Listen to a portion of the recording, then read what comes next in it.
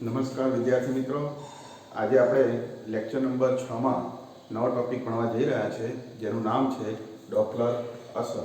Chapter number 10 તમે અગાઉના જે 5 લેક્ચર છે એનો જો સ્ટેપ બાય સ્ટેપ અભ્યાસ કર્યો હશે તો આ લેક્ચરમાં તમને ઘણું બધું સરળ રહેશે સમજવામાં. તો આગળના લેક્ચરનો પહેલાં સ્ટડી કરજો અને ત્યારબાદ આ લેક્ચર નંબર 6 ડોપલર અસર એનો આપણે અભ્યાસ કરીશું. તો હવે ડોપલર અસર એટલે શું?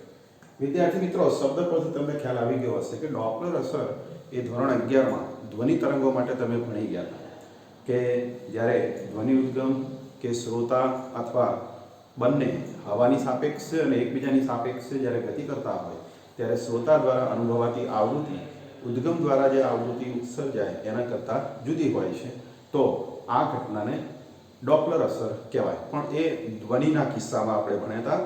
અત્યારે આપણે જે ડોપલર અસર ભણવા જઈ રહ્યા છે એ તરંગ પ્રકાશ શાસ્ત્રમાં એટલે કે પ્રકાશને લગતી ડોપલર અસર છે. એટલે કે પ્રકાશીય ડોપલર અસર પણ આપણે આને કહી શકીએ. તો એ સમજવા સૌપ્રથમ આપણે સમજીશું કે જ્યારે માધ્યમની ગેરહાજરી હોય, માધ્યમની ગેરહાજરી એટલે જ્યારે આપણે ધ્વનિ તરંગો છે એને પ્રસરવા માધ્યમ જરૂરી છે.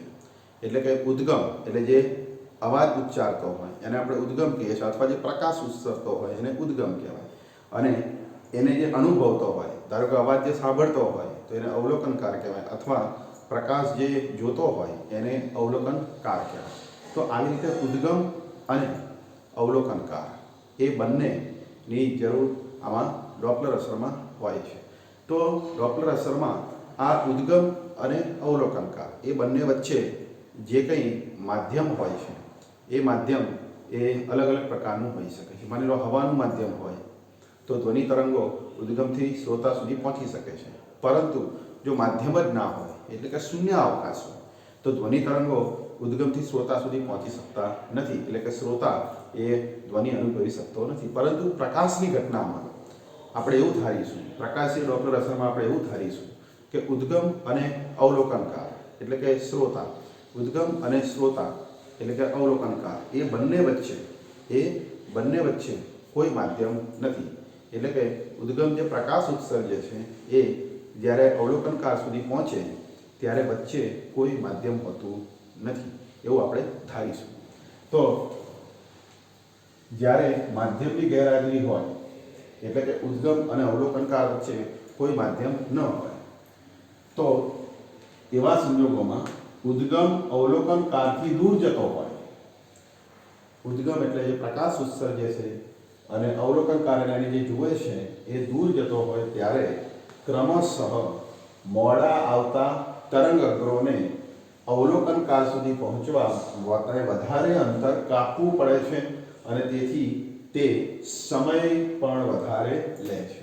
એટલે માની લો કે અહીંયા ઉદ્ગમ છે અને અહીંયા અવલોકનકાર છે અને ઉદ્ગમ એ જ્યારે દૂર જતો હોય ત્યારે એ તરંગોને અહીંયા અવલોકનકાર સુધી પહોંચવા વધારે સમય લાગે છે. હવે આમ અવલોકનકાર સુધી પહોંચતા બે ક્રમિક તરંગો વચ્ચેનો સમયગાળો ઉદ્ગમોની આગળ જ લાગતા સમયગાળા કરતાં વધારે હશે. એટલે કે અવલોકનકાર સુધી પહોંચતા બે ક્રમિક તરંગો વચ્ચેનો સમયગાળો એટલે ઉદ્ગમ પાસે જ્યારે તરંગો પહોંચે ત્યારે એ બે તરંગો વચ્ચેનો જે સમયગાળો છે એ સમયગાળો ઉદ્ગમની આગળ જે સમયગાળો હશે એના કરતાં ઉદ્ગમ આગળ કરતાં એ વધારે હશે. એટલે કે જ્યારે ઉદ્ગમ અવલોકનકારથી દૂર જતું હોય ત્યારે મપાયેલી આવૃત્તિ નાની હશે. એટલે કે વિદ્યાર્થી મિત્રો, ઉદ્ગમ એ દૂર જાય ત્યારે એ જે અવલોકનકાર હશે એના દ્વારા જે આવૃત્તિ અનુભવાય છે એ મૂળ આવૃત્તિ કરતાં પ્રકાશની ઓછી હશે, આવૃત્તિ ઓછી અનુભવાય છે. તો આવી રીતે આવૃત્તિમાં ફેરફાર થાય છે. તો આ ઘટનાને ડોપલર અસર કહેવાય છે. એટલે વિદ્યાર્થી મિત્રો, ડોપલર અસર એટલે ઉદ્ગમ એ શ્રોતા અથવા ધ્વનિ હોય તો શ્રોતા અને પ્રકાશ હોય તો અવલોકનકાર એવું આપણે એને માનીશું. ઉદ્ગમ જ્યારે અવલોકનકારથી દૂર જાય ત્યારે ઉદ્ગમમાંથી જે પ્રકાશ ઉત્સર્જાય એની આવૃત્તિ એ જ્યારે અવલોકનકાર અનુભવે ત્યારે કંઈક ઓછી હોય છે. તો આ ઘટનાને પ્રકાશીય ડોપલર અસર કહેવાય. ટૂંકમાં આવૃત્તિમાં ફેરફાર થવો ઉદ્ગમની ગતિના કારણે એને કહેવાય ડોપલર અસર. એવું આપણે શોર્ટમાં યાદ રાખી શકીએ છીએ. તો વિદ્યાર્થી મિત્રો, હવે આ જે ડોપલર અસર છે એ ડોપલર અસર એને આપણે ઉદાહરણ લઈને સમજીએ તો ખગોળશાસ્ત્રની રીતે જો વિચારીએ તો ખગોળશાસ્ત્રીઓને મતે ડોપલર અસરને કારણે તરંગ લંબાઈના વધારાને વર્ણપટના મધ્ય ભાગમાંની તરંગ લંબાઈ વર્ણપટના રાતારંગ તરફ ખસતી હોવાને કારણે રેડ શિફ્ટ તરીકે ઓળખવામાં આવે છે. એટલે કે વિદ્યાર્થી મિત્રો, આનું સિમ્પલ આપણે ઉદાહરણ લઈએ કે કોઈ માની લો કે તારો છે જે પ્રકાશ ઉત્સર્જે છે, તો એ તારાને આપણે ઉદ્ગમ કહેવાય. અને પૃથ્વી ઉપર જો એ પ્રકાશના જે કિરણો છે તારામાંથી ઉદ્ભવતા એ આપણા સુધી આવે તો આપણે અવલોકનકાર કહેવાય. હવે એ પ્રકાશ ઉત્સર્જો જે તારો છે એ દૂર જાય, એટલે કે ઉદ્ગમ આપણે પૃથ્વી પર સ્થિર છીએ અને એ તારો એ પૃથ્વીથી દૂર જાય તો ત્યારે એમાંથી જે તરંગો ઉત્સર્જાય પ્રકાશની એની આવૃત્તિ એટલે કે એની તરંગ લંબાઈ, બીજા અર્થમાં આવૃત્તિનો વ્યસ્ત, તરંગ લંબાઈ એનાથી વ્યસ્ત પ્રમાણમાં, તો ત્યારે એની આવૃત્તિ એ આપણને ઓછી અનુભવાય. મતલબ કે તરંગ લંબાઈ એના વ્યસ્ત પ્રમાણમાં હોતી તરંગ લંબાઈ વધારે અનુભવાય. એટલે કે એની જે મૂળ તરંગ લંબાઈ હશે પ્રકાશની એ આપણને વધારે દેખાય, વધારે અનુભવાય છે. એટલે રાતા રંગની જે તરંગ લંબાઈ છે, લાલ રંગની જે તરંગ લંબાઈ છે એ વધારે હોય છે. એટલે વર્ણપટમાં જે મધ્યમાન તરંગ લંબાઈ છે એ રાતા રંગ તરફ એટલે કે લાલ રંગ તરફ ખસે છે, કેમ કે તરંગ લંબાઈ વધે છે. એટલે એને રેડ શિફ્ટ આવા નામથી ઓળખવામાં આવે છે. એટલે કે તારાઓ છે એ પૃથ્વીથી દૂર જાય, એટલે કે આપણા અવલોકનકારથી તારાઓ દૂર જાય ત્યારે આપણને રેડ શિફ્ટ જોવા મળે, કારણ કે તરંગ લંબાઈ વધે છે.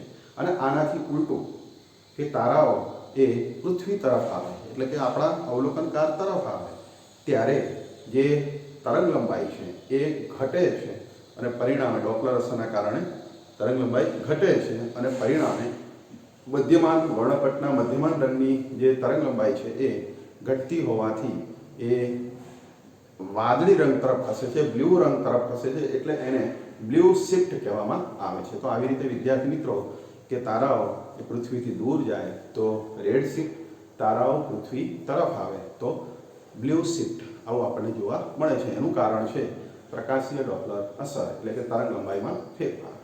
તો વિદ્યાર્થી મિત્રો, તમને ખ્યાલ આવી ગયો હશે કે ડોપલર અસર એટલે શું અને રેડ શિફ્ટ અને બ્લુ શિફ્ટ એટલે શું. હવે પ્રકાશની જે ઝડપ છે તો તમે વિદ્યાર્થી મિત્રો જાણો જ છો કે 3×10⁸ મીટર પર સેકન્ડ હોય છે, ખૂબ જ ઊંચી હોય છે ધ્વનિની સાપેક્ષમાં, અને ધ્વનિની ઝડપ એ પ્રકાશની સાપેક્ષમાં ઓછી હોય છે.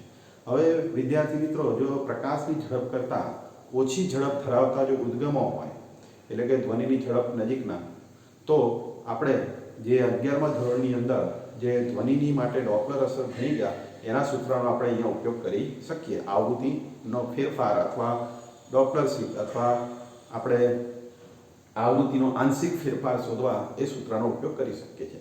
એ સૂત્ર તમને વિદ્યાર્થી મિત્રો યાદ હશે, 11મા ધોરણની અંદર તમે તરંગ ચેપ્ટરમાં ડોપલર અસર ભણ્યા હતા, જેમાં સૂત્ર હતું કે FL/V+VL બરાબર FS/V+VS.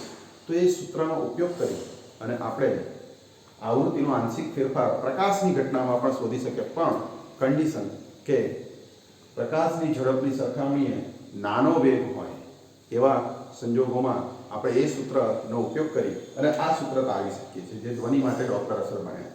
તો આ પણ આપણે પ્રકાશની ડોપલર અસર માટેનું જે સૂત્ર એમાં ડેલ્ટા મ્યુ એટલે આવૃત્તિમાં ફેરફાર, મ્યુ એટલે આવૃત્તિ અને ડેલ્ટા એટલે આવૃત્તિમાં ફેરફાર. એટલે કે માની લો કે તારાઓ છે એ દૂરથી નજીક આવે અથવા આપણાથી દૂર જાય, તો એવા સંજોગોમાં જે આવૃત્તિમાં ફેરફાર થાય એને ડેલ્ટા મ્યુ કહેવાય, ભાગ્યા મૂળ આવૃત્તિ. મૂળ આવૃત્તિ જ્યારે ઉદ્ગમ સ્થિર હોય ત્યારે જે આપણને આવૃત્તિ અનુભવાય એ આ મૂળ આવૃત્તિ. તો એનું મૂલ્ય -v ત્રિજ્યાવર્તી એટલે કે ત્રિજ્યાવર્તી વેગ, ઉદ્ગમનો ત્રિજ્યાવર્તી વેગ ભાગ્યા c એટલે કે પ્રકાશની ઝડપ.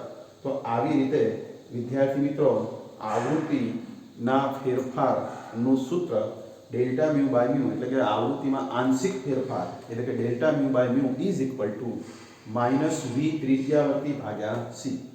આ સૂત્રનો ઉપયોગ કરી અને આપણે કોઈ પણ તારાઓ હોય તો એ તારાઓનો આપણે ત્રિજ્યાવર્તી વેગ આ સૂત્ર મુજબ શોધી શકીએ છીએ. પછી એ તારો પૃથ્વી તરફ આવતો હોય એટલે કે અવલોકનકાર તરફ ગતિ કરતો હોય અથવા એ તારો અવલોકનકારથી દૂર જતો હોય તો એવા સંજોગોમાં આ સૂત્રને આપણે વાપરી શકીએ છીએ. હવે આ સૂત્રમાં જે વી ત્રિજ્યાવર્તી છે એ ઉદ્ગમના વેગનો અવલોકનકારની સાપેક્ષે બંનેને જોડતી રેખા એટલે કે ઉદ્ગમ અને અવલોકનકાર બંનેને જોડતી રેખાની દિશામાંનો ઘટક છે. એટલે કે આ વી ત્રિજ્યાવર્તી એ ઉદ્ગમના વેગનો એ ત્રિજ્યાવર્તી દિશામાં ઘટક છે. તો વિદ્યાર્થી મિત્રો તમને ખ્યાલ આવી ગયો હશે કે આ સૂત્રનો આપણે ઉપયોગ કેવી રીતે કરવો. વિદ્યાર્થી મિત્રો આને ડેલ્ટા મ્યુ બાય મ્યુને આવૃત્તિમાં આંશિક ફેરફાર એવું તો આપણે એને કહી શકીએ, પણ સાથે સાથે આને આપણે ડોપલર શિફ્ટ એનું સૂત્ર પણ કહી શકીએ. એટલે પરીક્ષામાં એવું કંઈક પૂછાય કે ડોપલર શિફ્ટનું સૂત્ર લખો તો તમારે ડોપલર શિફ્ટ એટલે શું? આવૃત્તિમાં આંશિક ફેરફાર એટલે ડોપલર શિફ્ટ. અથવા આ સૂત્રને આપણે બીજી રીતે પણ લખી શકીએ કે v બરાબર f લેમ્બડા. આપણે સૂત્ર ભણી ગયા છે કે અહીંયા v એટલે ઝડપ, તો ઝડપ એટલે આવૃત્તિ ગુણ્યા તરંગલંબાઈ f લેમ્બડા. તો અહીંયા f લેમ્બડા લખીએ, અહીંયા f લેમ્બડા લખીએ અને f અચળ હોય છે તો એવા સંજોગોમાં આ સૂત્ર એને આપણે એવી રીતે પણ લખી શકીએ કે ડેલ્ટા મ્યુ બાય મ્યુ બરાબર ડેલ્ટા લેમ્બડા બાય લેમ્બડા. એટલે કે આના પરથી પણ લખી શકીએ કે v બરાબર f લેમ્બડા. તો f એટલે v બાય લેમ્બડા, v ઉડી જાય એટલે આ સૂત્રને આપણે લેમ્બડાના સ્વરૂપમાં પણ લખી શકીએ. તો વિદ્યાર્થી મિત્રો તમે સમજી ગયા હશો કે ડોપલર શિફ્ટ એટલે શું. તો વિદ્યાર્થી મિત્રો હવે જો ઉદ્ગમની ઝડપ પ્રકાશના ઝડપની નજીકની હોય તો એવા સંજોગોમાં જો આપણે આ સૂત્ર વાપરવું હોય તો અહીંયા તમારે આઈન્સ્ટાઈનનો જે સાપેક્ષ સુવાદ છે એને અનુસાર જે ઝડપનું સૂત્ર છે એ સૂત્ર મુજબ આ ઝડપ શોધવી પડે અને પછી આ સૂત્રનો આપણે ઉપયોગ કરી અને આપણે આવૃત્તિમાં આંશિક ફેરફાર શોધી શકીએ છીએ. તો વિદ્યાર્થી મિત્રો આકાશગંગાઓ છે તો એમાંથી જે પ્રકાશ ઉત્સર્જાય છે એની ઝડપ એ આકાશગંગાઓની જે ઝડપ છે એ પ્રકાશના ઝડપની નજીકની હોય તો એવા સંજોગોમાં આપણે આ સૂત્ર વાપરવા આઈન્સ્ટાઈનના સાપેક્ષવાદનો ઉપયોગ કરવો પડે.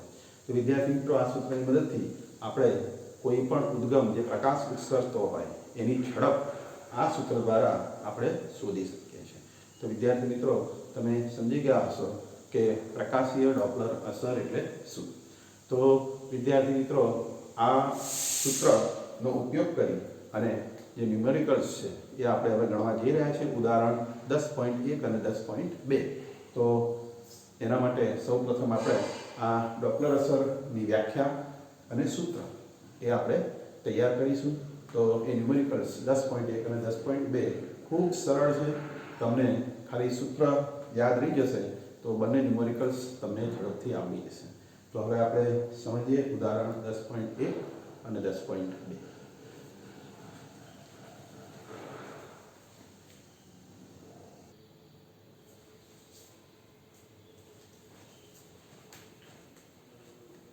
ચલો વિદ્યાર્થી મિત્રો હવે આપણે ડોપલર અસર પર સંબંધિત ઉદાહરણ 10.1 અને 10.2 ગણીશું. ચલો 10.1 ની રકમ બોર્ડ પર લખેલી છે, તમે જોઈ શકો છો. આપણી સાપેક્ષે આકાશગંગાએ કેટલી ઝડપથી ગતિ કરવી જોઈએ કે જેથી 589.0 નેનોમીટરની સોડિયમ રેખા એ 589.6 નેનોમીટર આગળ દેખાય. તો વિદ્યાર્થી મિત્રો અહીંયા આકાશગંગાની ઝડપ શોધવાની છે અને એ ઝડપ આ આવૃત તરંગ લંબાઈ જે આપણને આપી છે એના ફેરફાર ઉપરથી શોધીશું. તો સૌપ્રથમ આ તરંગ લંબાઈ એ લેમ્બડા અને આ તરંગ લંબાઈ એ લેમ્બડા 2 ગણીએ અને લેમ્બડા 1 ગણીએ તો તરંગ લંબાઈનો ફેરફાર એ આપણે શોધવો પડે. હવે એ શોધવા સૌપ્રથમ આપણે સૂત્ર ભણી ગયા છે અગાઉ કે તરંગની ઝડપ c બરાબર મ્યુ ઇન્ટુ લેમ્ડા, આવૃત્તિ ગુણ્યા તરંગ લંબાઈ, એટલે તરંગની ઝડપ c. હવે આ આવૃત્તિમાં જો ફેરફાર એ ડેલ્ટા મ્યુ હોય અને મૂળ આવૃત્તિ જો મ્યુ હોય તો ડેલ્ટા મ્યુ બાય મ્યુ એટલે is equal to delta lambda by lambda, એટલે કે આવૃત્તિનો ફેરફાર ભાગ્યા મૂળ આવૃત્તિ બરાબર તરંગ લંબાઈનો ફેરફાર ભાગ્યા મૂળ તરંગ લંબાઈ. તો આ સંબંધ આપણે યાદ રાખીશું. હવે આ સંબંધનો ઉપયોગ કરી અને આપણે તરંગ આકાશગંગાની ઝડપ શોધીશું. ચલો એ શોધવા પહેલા તો ડેલ્ટા લેમ્ડા તરંગ લંબાઈનો ફેરફાર શોધીએ. ડેલ્ટા લેમ્ડા એટલે આ નવી તરંગ લંબાઈ ઓછા જૂની, એટલે કે 589.6 ઓછા 589, એટલે કે આ બંનેનો તફાવત 0.6 નેનોમીટર.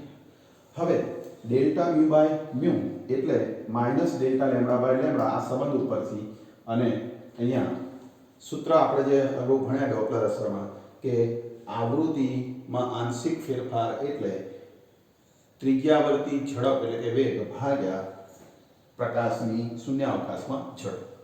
હવે આ આકાશગંગાની ત્રિજ્યાવર્તી ઝડપ થઈ, આ આપણે શોધવાની છે, અને આ શૂન્યાવકાશમાં પ્રકાશની ઝડપ. તો હવે આનું મૂલ્ય શોધવા આને કરતા બનાવવો પડે. ચલો આને કરતા બનાવીએ. v ત્રિજ્યાવર્તીને સૂત્રનો તો આ c એ ડાબી બાજુ ગુણાકારમાં જશે, એટલે કે પ્રકાશની ઝડપ c શૂન્યાવકાશમાં ગુણ્યા ડેલ્ટા લેમ્ડા એટલે તરંગ લંબાઈનો ફેરફાર ભાગ્યા મૂળ તરંગ લંબાઈ. હવે c એમને એમ રાખીએ તો ડેલ્ટા લેમ્ડા એટલે 0.6 નેનોમીટર ભાગ્યા 589 મૂળ તરંગ લંબાઈ નેનોમીટરમાં.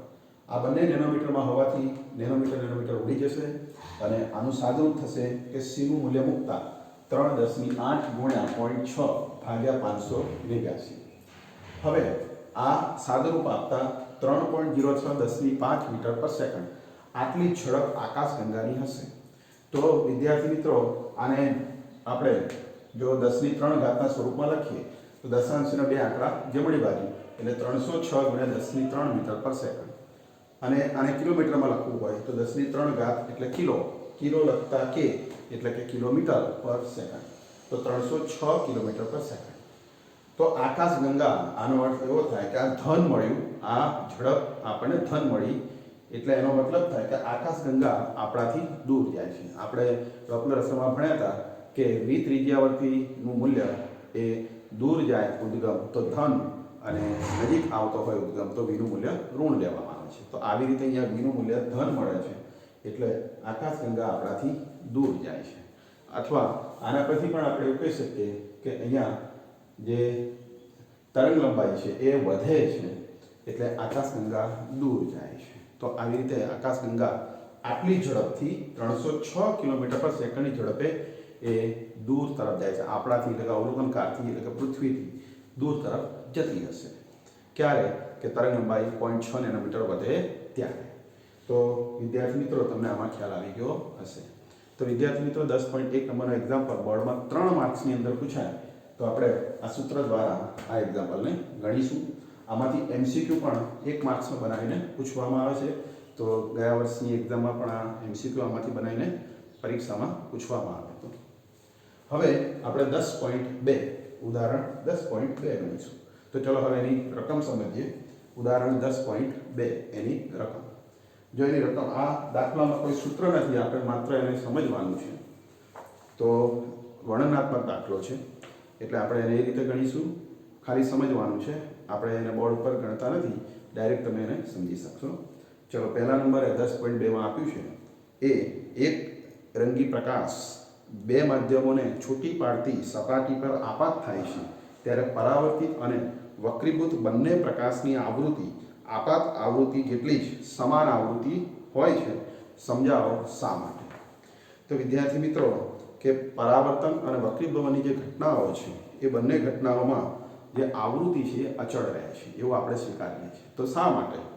તો હવે તમને એનો જવાબ કે પરાવર્તન અને વક્રીભવન બંનેની જે ઘટનાઓ છે એમાં આપાત પ્રકાશ એ જે પદાર્થ પર અથડાય છે, આપાત થાય છે, એ પદાર્થના જે પરમાણિક ઘટકો હોય, એ પરમાણુનો બનેલો હોય આપાત પદાર્થ, તો એ પરમાણુઓ એની સાથે એ પ્રકાશ આંતરક્રિયા કરે અને એને પરિણામે જે પરમાણુઓ છે એ દોલન અનુભવે અને એ પ્રણોદિત દોલન અનુભવે.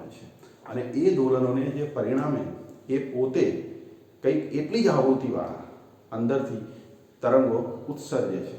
એટલે કે કોઈ પ્રકાશ એ પરમાણુ પર આપાત થાય તો એ પરમાણુ એ દોલિત થાય અને એ પોતે એટલી જ આવૃત્તિવાળો એ અન્ય પ્રકાશ ઉત્પન્ન કરે અને એ જે પ્રકાશ ઉત્પન્ન થાય છે એની આવૃત્તિ એ મૂળ આવૃત્તિ આપાત પ્રકાશના આવૃત્તિ જેટલી હોય છે. એટલે કે બીજા અર્થમાં એને એવું કહેવાય કે પ્રકેરિત પ્રકાશ એની આવૃત્તિ એટલે જે ઉત્સર્જાતો પ્રકાશ અને આપાત થતો પ્રકાશ એ બંનેની આવૃત્તિ સમાન રહે છે.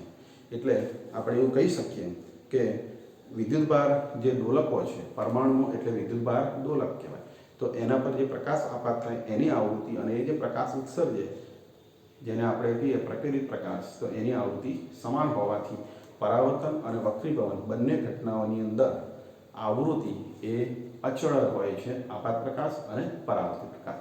એટલે કે માધ્યમ બદલાય તો પણ પ્રકાશની આવૃત્તિ બદલાતી નથી વક્રીભવનની ઘટનામાં, અને પરાવર્તનની ઘટનામાં ભલે પ્રકાશ એને જ માધ્યમમાં પાછો ફરે છતાં એની આવૃત્તિ બદલાતી નથી.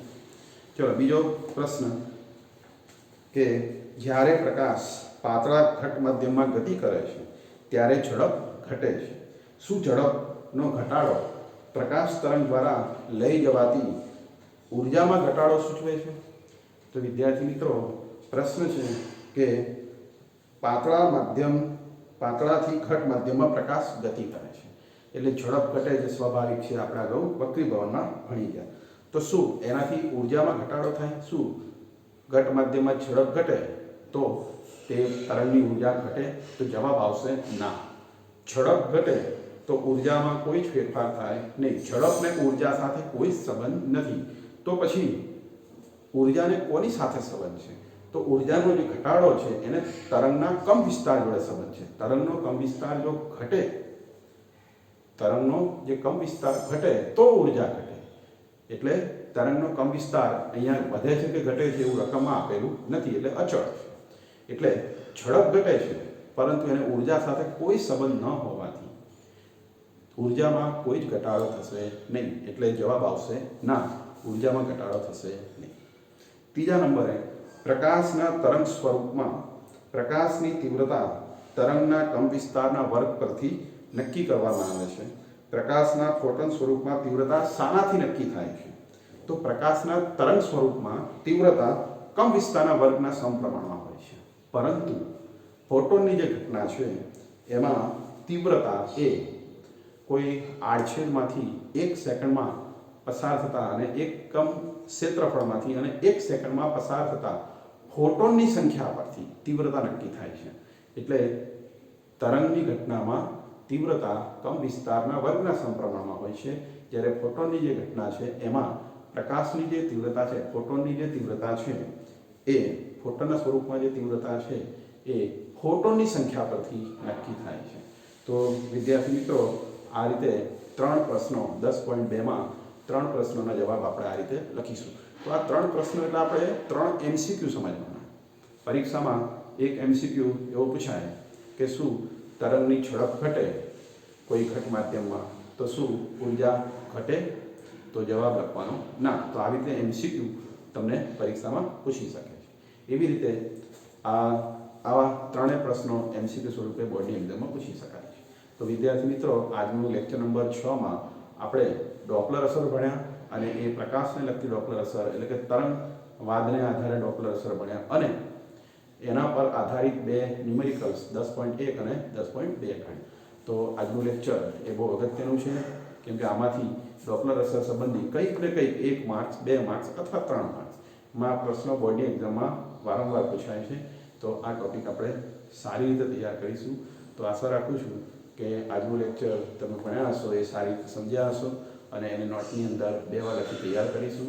તો નેક્સ્ટ લેક્ચરમાં આપણે નવા ટોપિક સાથે ફરી મળીશું. તો ત્યાં સુધી આ પાછું તૈયાર કરશો. જય